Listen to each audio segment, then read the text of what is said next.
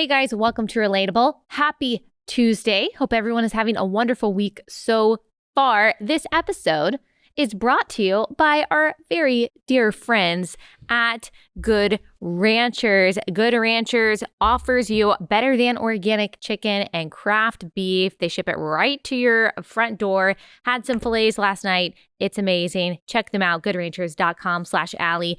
All right, today we are talking to Andrew Klavan. He is the host of the Andrew Klavan Show at the Daily Wire, and he is a prolific author. He is such an interesting, insightful thinker, and he is going to give us his commentary, his analysis about quite a few things that are going on.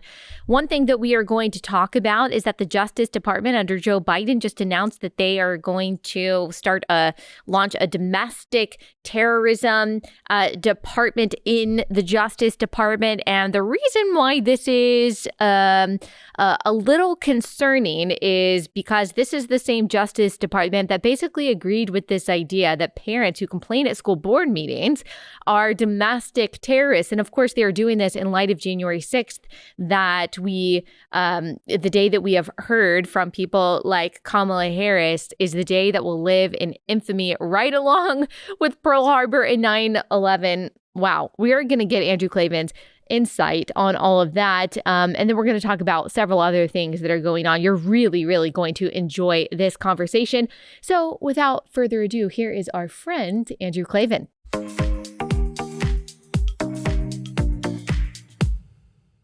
Andrew, thank you so much for joining us. First, I want to get your reaction to a headline that I just saw on Twitter.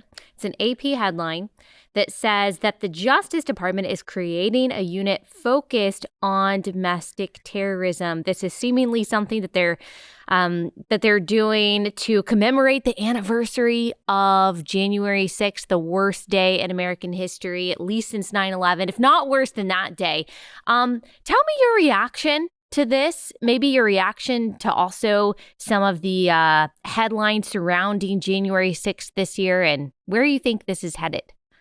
Well, I mean, in one sense, it would be hilarious if it weren't frightening. In another sense, it would be frightening if it weren't hilarious. January 6th, I said from the beginning, I think it was a bad thing. I think Trump handled it badly. And I'm not making any excuses for him. He should have gotten off his butt and got out there and stopped it right away. You don't overturn an election without proof that the election has been stolen. However, the people who incited the George Floyd riots, George Floyd, a career criminal who probably died of a fentanyl overdose, whether or not the policing in that case was good or bad, it was bad. But still, to elevate this career criminal and make it seem as if that were an example of the countrywide racism in police forces, which is nonsense, to incite riots, to stand by while those riots took place, to then go on the news and tell us that the riots were mostly peaceful. Those riots caused 20 times more damage, more violence, and more lasting damage to the society than January 6th, a bunch of clowns who got over their skis a little bit in the middle of a protest. For them to talk about January 6th as if it were a unique example of political violence after having caused and covered up the political violence of the summer of BLM riots is obscene. And to use that to try and identify those of us who disagree with them, basically the entire Republican Party, or those who show up at school board meetings in defense of their children's education, to identify them as terrorists and to use the force of the law against them is really, really dangerous. I mean, I'm not the first person to understand that almost everything the left charges the right with is what they do. For 4 years, we heard about what an authoritarian Trump is. And now they've got the FBI investigating parents who show up at school board meetings to protest bad teaching. And basically people who think that the election was rigged, which listen, the election may or may not have been stolen, but it was certainly rigged. I mean, it's rigged when you knock the Hunter Biden news off all social media, when you ban discussing whether the election was rigged or not. So this is really dangerous stuff. The only thing about it is I don't think it's going to sell. And that's the only reason I'm not really frightened by it. The American people remain a very sensible and common sense people, despite what you see about the people on social media, even most Democrats, I'm talking about like 67% of Democrats, feel that the January 6th riot was a protest that got out of control. I think 85% of Republicans, I'm talking off the top of my head, but something like that, 85% of Republicans feel it was a protest that got out of control. I think that's accurate. And I think the attempt to turn all people who stand against their socialist plans into terrorists is obscene. There's so much in what you just said that I want to unpack. One thing that you said that we've talked about a lot is the projection that we often see from the left. Obviously not the entirety of the left, but at least the activist left, the political left that we see on Twitter and in Congress, calling Trump and everyone who supports Trump, in particular white evangelical Christians. Of course, I check those boxes. And when I see articles saying that January 6th is the terrorism of white evangelical Christians and the evangelical fascist Christian nationalist state is imminent, as they have been saying for the past 50 years in intelligentsia, by the way, I have to stop for a second and consider how it is possible for someone to live in a world where they think that is reality, when all of the threats of authoritarianism, at least right now, are coming from the left, when all of the institutions in the United States and maybe globally are dominated by left-wing ideology, when you see the countries that look more like police states right now because of, COVID restrictions, places like Canada and Australia that are limiting things like free speech, the freedom to work and provide for your family, freedom of worship. These are not right-wing conservative nations and governments that are limiting these things, or conservative institutions and businesses that are limiting freedom of expression. These are all left-wing institutions. The right are not the people trying to limit someone's freedom to provide for their family based on their medical decisions. That is a decidedly left-wing action that is currently being taken. The authoritarian call is coming from inside the house when it comes to the left. Yes, I agree with you. There were a bunch of fools that did a lot of foolish and in some cases violent things on January 6th. I feel no affiliation or need to justify those people. But when we're talking about institutional power and the actual ability to be able to enact any kind of tyranny, you are looking at an exclusively left-wing authority that allows the institutions and the people in power to be able to limit people's freedoms. Don't you think? Don't you think that this is all just exclusively projection from the left, who's complaining about Christian nationalism, fascism, tyranny coming from the right? It's a trick you can pull when you own the media, which essentially they do. If you get 100 people together who espouse a philosophy, 10 of those people are going to be extremists. Where are our extremists? Our extremists are on the comment sections of our websites. They're on Twitter making a lot of noise. They show up whenever they call for a meeting of some, white supremacist, hyper right-wing clowns. 10 people show up. Yeah. I mean, they can't even gather a quorum to get a good, hate rally going. However, where are the left's extremists? They're in Congress. Right now, they're in the White House, oddly enough, because Biden is just a make-believe leftist, but he's doing that. They are in the academy. They're on television. They're in the businesses. They're running businesses. The businesses have become woke. Our corporations have become woke. They're knocking people off the biggest platforms in the world, Twitter, Facebook, Google is woke. So that's where their radicals are. And our radicals are basically expelled from the center of the movement. So what they do is they use their cameras to focus on those few radicals that we have that most of us don't even like or want to be part of. And then they sort of say to us, well, we're not radicals. The radicals are over there. And it is insane because, when you have a group that calls itself the resistance, that agrees with universities, that agrees with businesses, right, that agrees with Hollywood, what are they resisting? They're resisting the people. And that is the real problem that we have, is the notion that the individual man and woman has a right to his own life, to his own thoughts, to his own ideas, to his own worship. That's what we're defending. And you know what? The funny thing about that is the only radical idea in political history. There's only one new idea in political history, and that's the idea that the individual has a right to his own life. That has never existed before. It developed over long years of warfare and bloodshed and stupidity and bigotry. Out of that foment of European madness came this incredibly great idea. That's the idea they're at war with. And all of their panic, their climate panic, their race panic, all of that panic is just directed toward getting rid of that radical idea, the idea that each person goes his own way. And the thing is, as Edmund Burke pointed out, when you allow people to be free, some bad things are going to happen.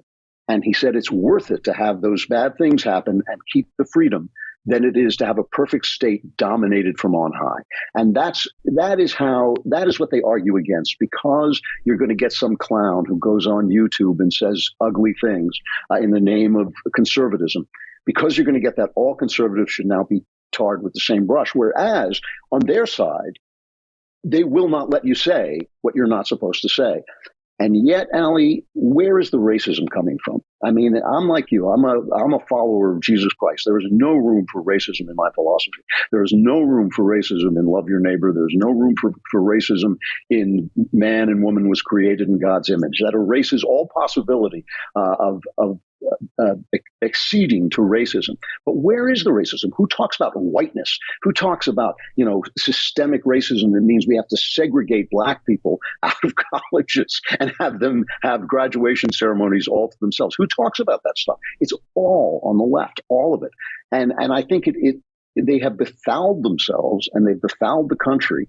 And now the question is, can we marshal a mainstream version of our ideology that will recall the American people to themselves and to their founding documents and to their founding principles? Because it all comes down to politics in the end. It's, can we win in a fair contest? And I think we're going to find out in a couple of months.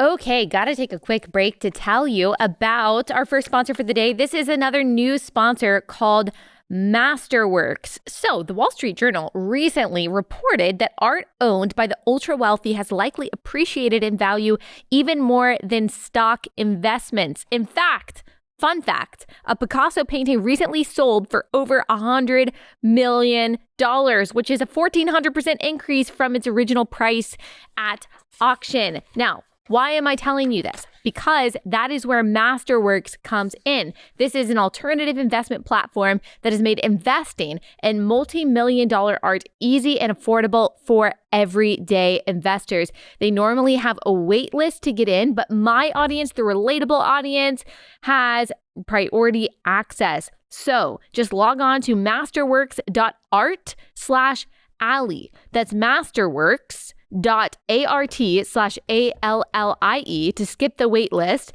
That's masterworks.art/Allie to check them out. See important disclosures at masterworks.io/disclaimer, masterworks.art/Allie.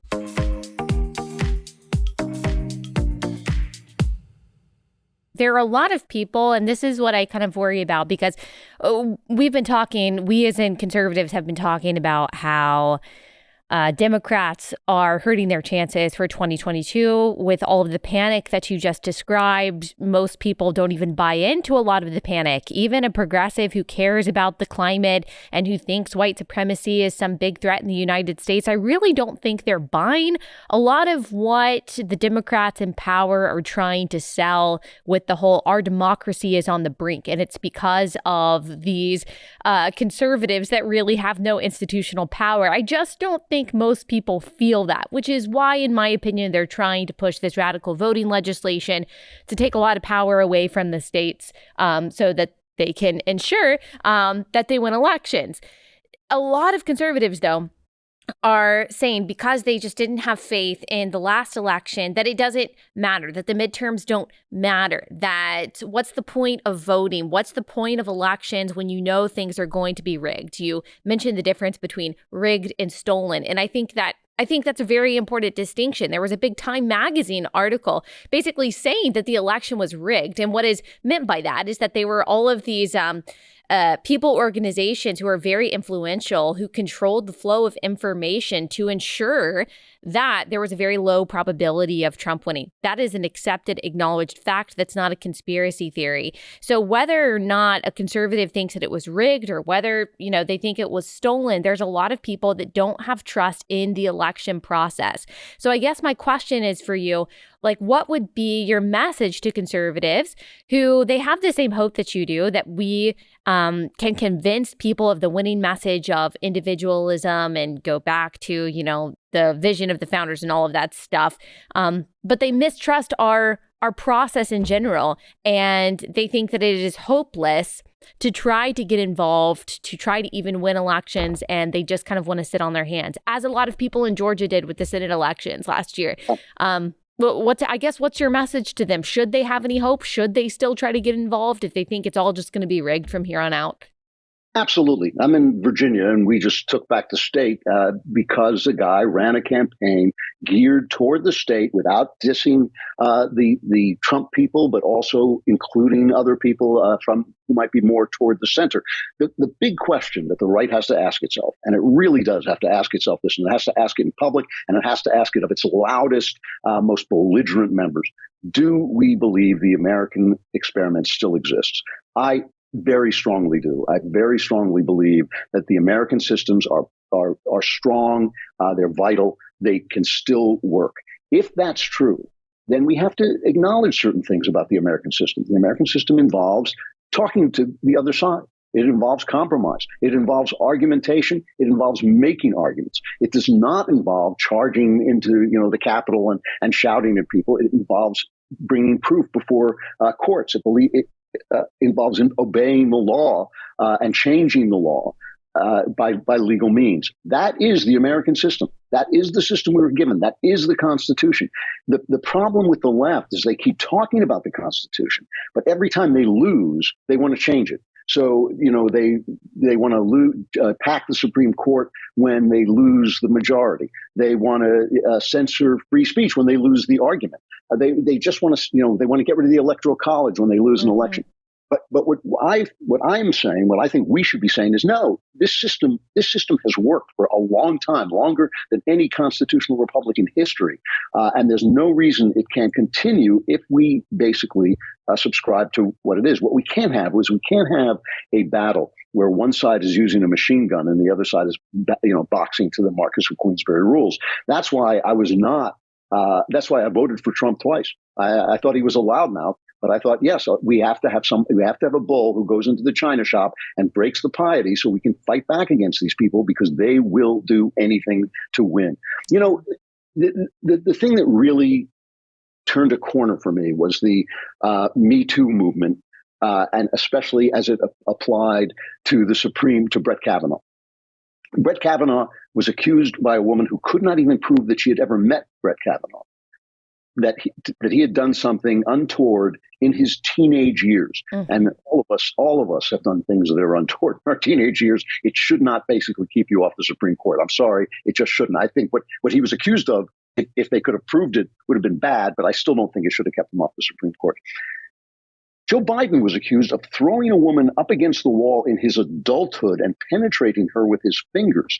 Now, when the charges were made against Brett Kavanaugh, it was a story that went on and on and on. Mm-hmm. Women on the left were writing editorials that essentially said, well, I was molested, so therefore Brett Kavanaugh is guilty.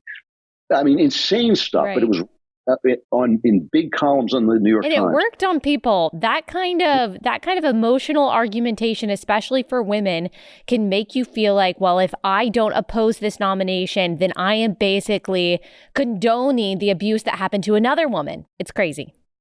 So Joe Biden is accused of a much worse crime by somebody who definitely knew him and who reported the crime at the time. 20 days of silence, after which the New York Times runs a single column inside page on Easter Sunday saying, there's nothing to this. And when Dean Baquet was asked about it, the editor of the New York Times, he said, well, Kavanaugh was up for an important position on the Supreme Court. Joe Biden was only running for president, so we didn't cover that story. So it was all a lie. It was all a lie. The racism, the systemic racism, all a lie. It's just a lie. And so we have to stop fighting as if they have anything to say, as if their accusations have to be answered. Ted Cruz learned this the other day on January 6th, where and I love Ted Cruz. I think Ted Cruz has been a fighter for freedom. I think he's a legitimately good senator. But when you come out and say, well, it was a terrorist attack, no, it wasn't a terrorist attack, and we don't have to give them anything. They are liars. They're manipulators. They want nothing but power. So we do have to fight back at a very powerful level. But we have to fight back with faith in the American system. Yeah. In Virginia, we won an election that basically we took a blue state away from them. I mean, we didn't steal it. We elected a blue state away from them. And we can do that again in a lot of other states. There's no reason to think we can't. We have to stop this steal from within the federal government as they try to seize control over our election laws. But I don't think they're going to get away with it. And I think we should definitely have faith in the system and show up. If you're just a big mouth on Twitter, pounding your fist into your palm, but you don't show up to vote, you're nothing. You're nothing.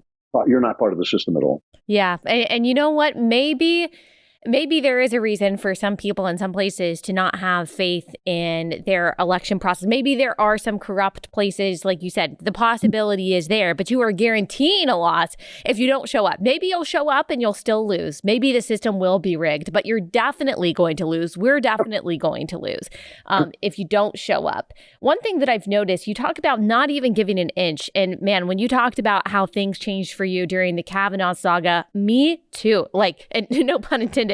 Me too.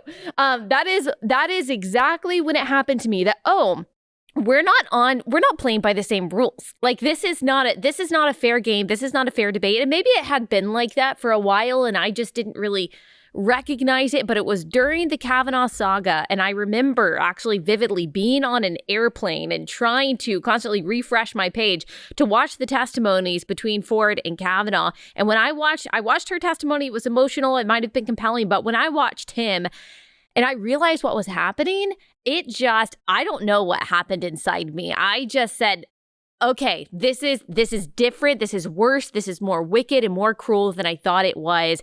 And it changed permanently how I thought about our political dialogue. You're absolutely right.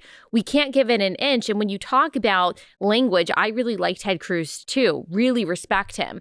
But when he said this is, this was an act of terrorism, well, then you have the Justice Department creating a unit focused on domestic terrorism. You're giving into their premises. I think it's the same thing when conservatives say, well, it's absurd to say that a man can become a woman, but I am going to basically use the same language as the left when it comes to people who identify as transgender.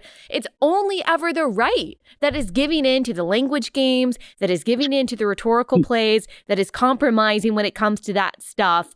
It's never the left. The left is never giving a little bit, even, an inch to the right. And I think that is how we slowly drift to the left, because it's always the right that's compromising just a little bit. That's right. And that is a function of the media. I mean, the right is like an abused child. They come out and they speak the truth. And for 3 days, every media outlet calls them racist, bigoted, whatever it is they said, they twist it, they make it sound ugly. And so politicians who are cowards and who are in Washington, D.C. and surrounded by this media bubble, they think that that's what the people think. They think that they are hearing the response of the people, and they get cowed and they start to make gestures toward the left. And that, you're absolutely right. That is how you get what used to be called the greenhouse effect, because Linda Greenhouse, the liberal reporter on the Supreme Court, would have this effect where she would move the Supreme Court to the left over time because they were cowed by the media. There's a wonderful book by C.S. Lewis called That Hideous Strength, which is a novel about a satanic takeover of England. And the Satanists have an organization, and the organization is called NICE. And the left is very good at They have organizations called Black Lives Matter that have cost thousands of Black lives by debilitating the police. They have things that they call tolerance, which are based on shutting down conversation. The The right has got to learn this game. I'm talking about politics because you and I know it. A lot of people on the right in the media know it. But the right-wing politicians have got to learn to play this game. Ron DeSantis knows how to do it. Yeah. The first thing you do is you attack the narrative. You do not respond.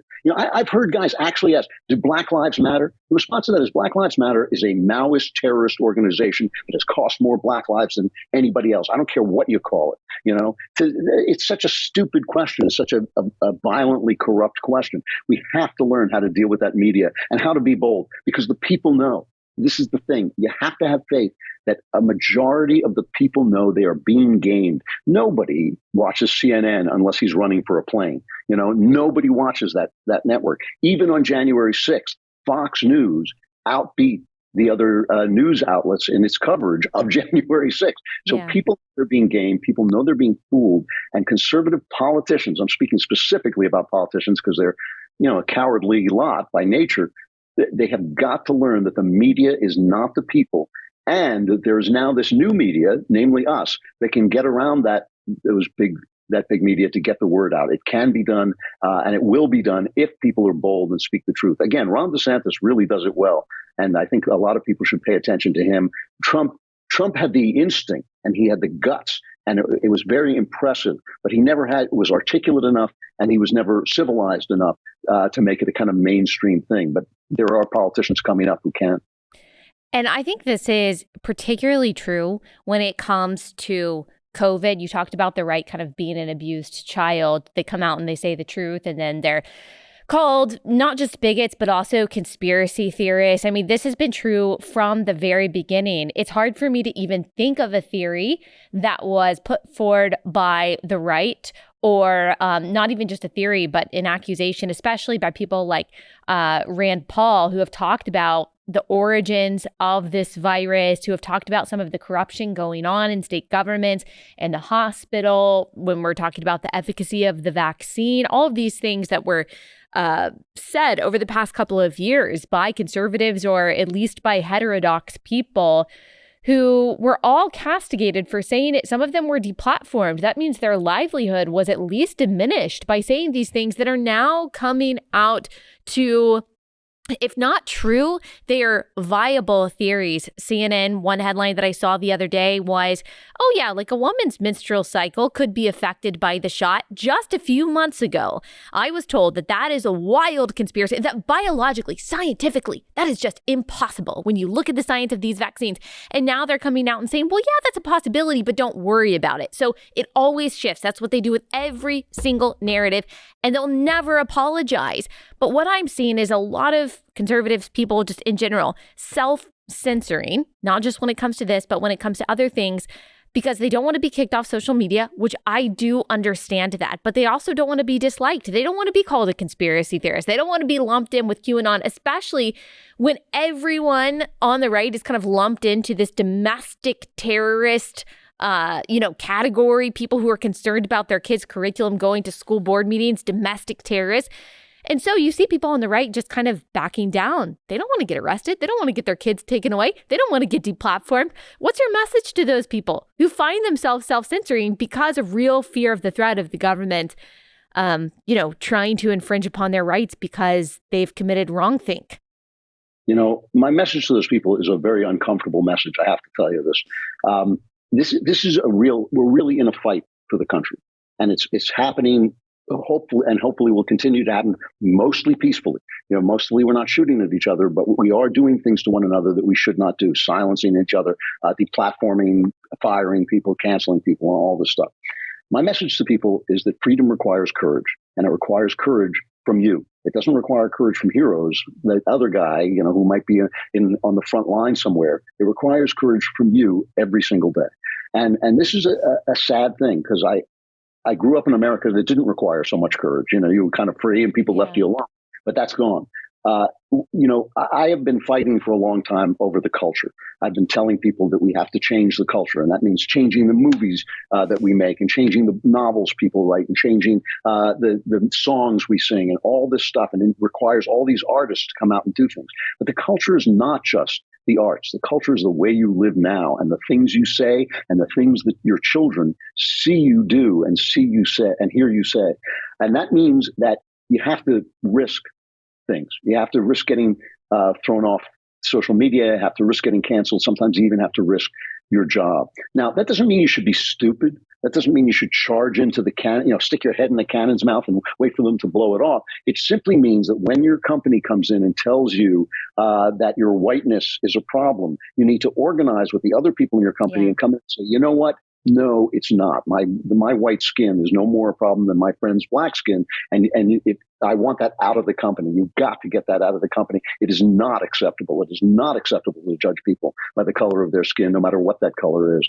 And so, this is the moment that we were chosen to fight. Nobody, it's like they say, like Gandalf tells you in The Lord of the Rings, nobody wants to be chosen for this moment. But this is the moment that we were chosen to fight. We're not being asked. We're not being asked to load our flintlocks and charge out into the battlefield. And that kind of rhetoric kind of hides the fact that what we are being asked to do is very difficult. It is to live our ordinary lives with faith, courage, and out loud. To say, I don't actually think that you can live a life without God and actually know the truth about things. I don't actually think that you can tell other people what to think and silence other people. I think you're wrong to do that. It doesn't matter but how right you think you are, how righteous you think you are. If we don't start doing that, and especially on this transgender stuff, which is an absolute atrocity against women, this idea that women should essentially be erased from social life. Actual women should be erased from social life because of a few pretenders, a few guys who have mental problems with their gender should be allowed to erase half the human race from their existence, to take away their athletic achievements, to take away their academic achievements, to take away their unique experience of the world through the physical creation of future generations. That's an obscenity. And when people say it and they threaten to knock you off or call you phobic or call you hateful, you've got to just stand up and do it, because we cannot let our women. It's a country that doesn't respect its women is a country that has lost its way entirely. And if we, who are basically the front lines of the West, don't say no, our women are uniquely women and have unique rights as women and unique responsibilities as women.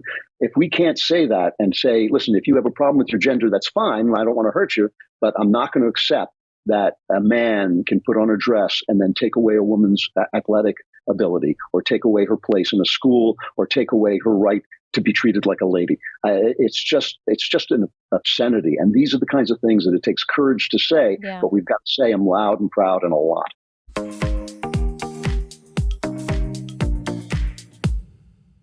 All right, another break to tell you guys about our friends at Raycon. So if you have been walking around like a fool with wires hanging out of your ears, you need wireless earbuds. It will make your life so much easier to just be able to leave your phone on the counter and walk around and, do what you need to do without having to put the phone in your pocket. I mean, it's a real game changer. And Raycon has super affordable earbuds that also work really well. They're everyday earbuds, look, feel, and sound better than ever. They offer 8 hours of playtime and a 32-hour battery life. You get quality audio at half the price of other premium audio brands. Raycon's everyday earbuds have over 48,000 five-star reviews. That is a lot. Right now, Relatable listeners can get 15% off their Raycon order at buyraycon.com/Allie. That's BUY,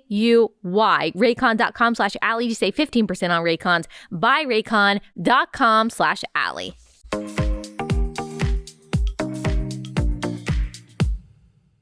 You can tell a lot about a country, about how they treat women and also children. That's something that I've learned over the past couple of years, how much our society seems to really detest children.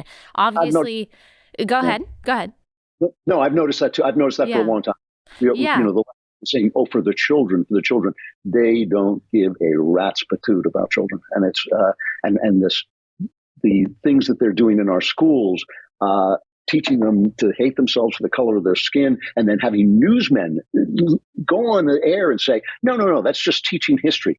I'm 112 years old. I was taught history of slavery when I was a little kid. Yeah. I was taught bad. I was taught that we did it, and I was taught that it was a stain on our country. There's no problem teaching the true history of America in this country, but teaching people that they are somehow essentially wrong because of their color of their skin, that's a sin. Yeah. As you're saying that, I'm realizing that this is actually a consistent tactic by a lot of people who call themselves progressives, kind of collapsing two things so that you accept the bad with the good. So teaching history, you collapse that with critical race theory. Supporting women, you collapse that with the support for abortion. Being inclusive, you collapse that with accepting the idea that a man can become a woman.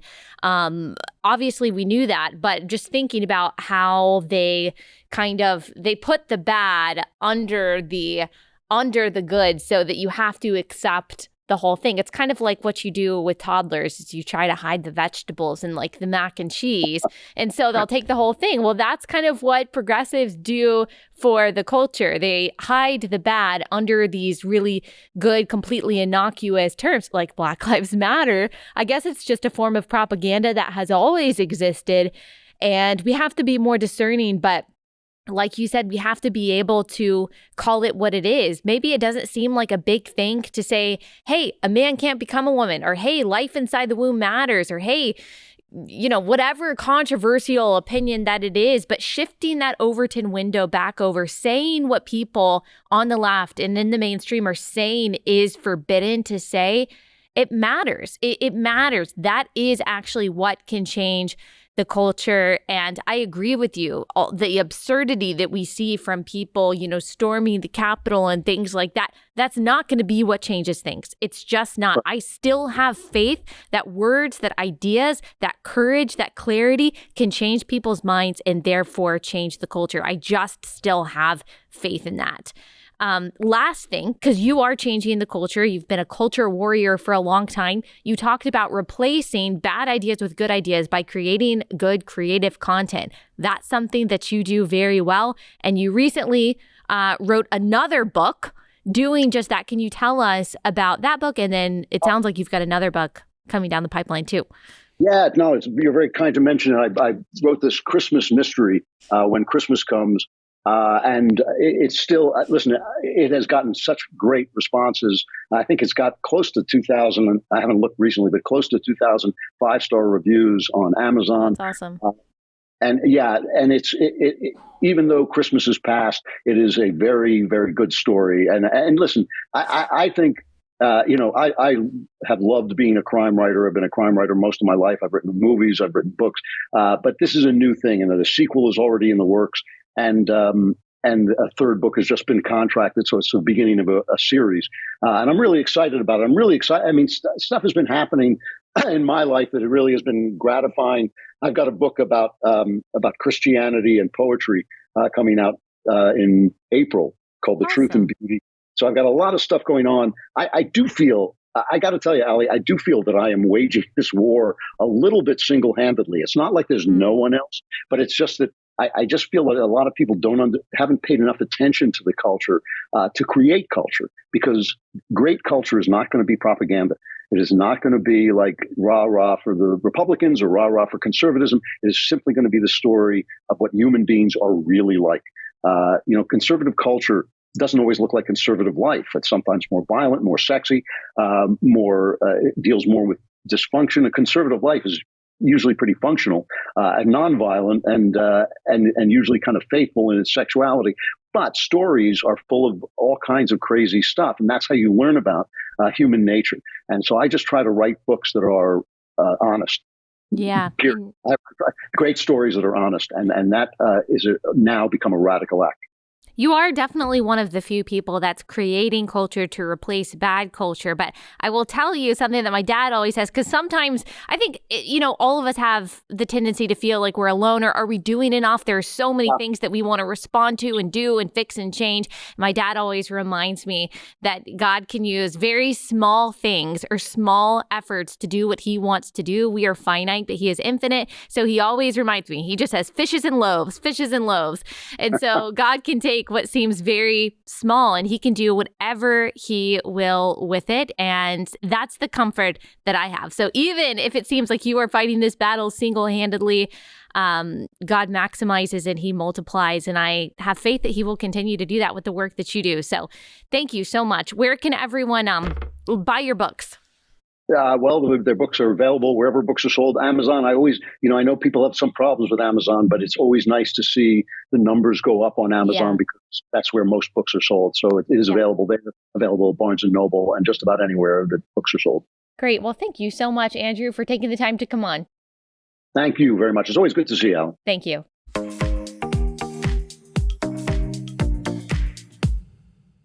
All right. Hope you guys enjoyed that conversation. I am sure you did. As I told you, he's a very insightful person with a lot of interesting analysis. Okay. Last sponsor for the day before we end the episode, and that is Birch Gold. As you guys know, if you have been paying attention at all, inflation is at a 40-year high. It's here to stay, unfortunately, because here's the government's dirty little secret. They want it. If you think about this, right now, inflation rates are higher than the interest on Treasury bonds. So with every day that passes, the government owes less on its mountain of debt. Imagine if your mortgage had a negative interest rate. Would you be in a hurry to pay it off? Exactly. So your pain is the government's gain. And man, is that true in so many ways. So that means that you need to protect your savings right now. You hedge against inflation with gold from Birch Gold because the government is sabotaging the value of the US dollar. Birch Gold is the only company that we recommend for precious metals. They will help you convert an eligible IRA or 401k into an IRA backed by real gold. That will give you peace of mind. They've got an A+ rating from the Better Business Bureau. You can trust Birch Gold to help you protect your savings. Text Allie to the number 989-898 now to get a no-cost, no-obligation info kit. This comprehensive 20-page guide reveals how gold and silver can protect your savings and how you can buy them under the umbrella of a tax-sheltered account. So if you're not sure, you can get their guide and you can learn more about it. Just text Allie to 989-898. That's Allie to 989-898.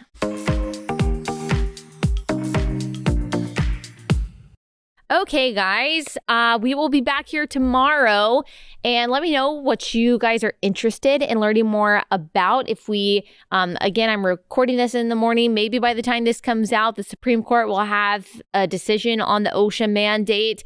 If so, we will talk about that tomorrow, but there's lots of other things that we could possibly talk about. So please let me know what you are just hankering to hear me comment on and discuss. Until then, have a wonderful evening and day. See you guys back here tomorrow.